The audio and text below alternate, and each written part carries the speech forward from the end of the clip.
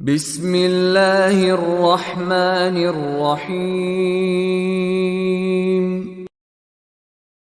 قل يا عبادي الذين أسرفوا على أنفسهم لا تقنطوا من رحمة الله إن الله يغفر الذنوب جميعا إنه هو الغفور الرحيم وأنيبوا إلى ربكم وأسلموا له من قبل أن يأتيكم